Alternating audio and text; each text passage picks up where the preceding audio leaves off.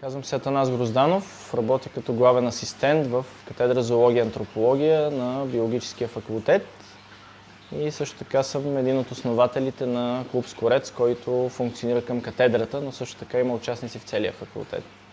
Вече минаха близо 8 години, откакто Скорец е основан.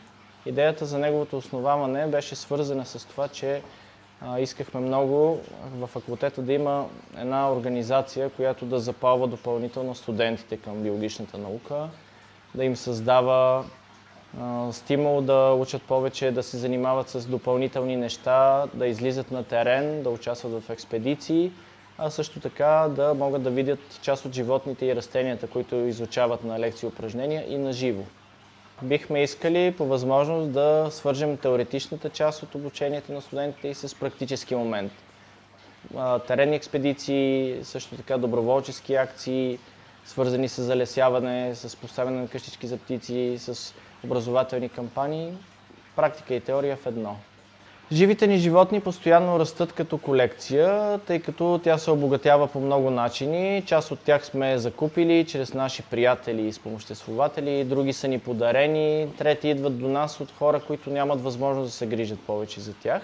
Така или иначе колекцията нараства и основната част от грижите за нея са поети от нашите студенти, които всеки ден идват в лабораторията и много съвестно, отговорно и с научен подход се занимават с поддържането на тази колекция. Имаме една доста добра колекция от близо 10 вида влечуги, като голяма част от тях бяха осигурени благодарение и на студентски съвет, които подкрепиха един наш проект и ни помогнаха да обогатим и обновим лабораторията.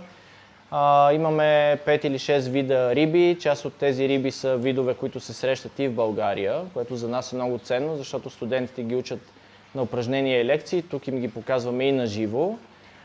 И също така разполагаме с 5 до 7 вида безгръбначни животни, както и много растения, сред които орхидеи, насекомоядни растения, видове, които представляват интерес за наблюдаване и с интересни особености биологични.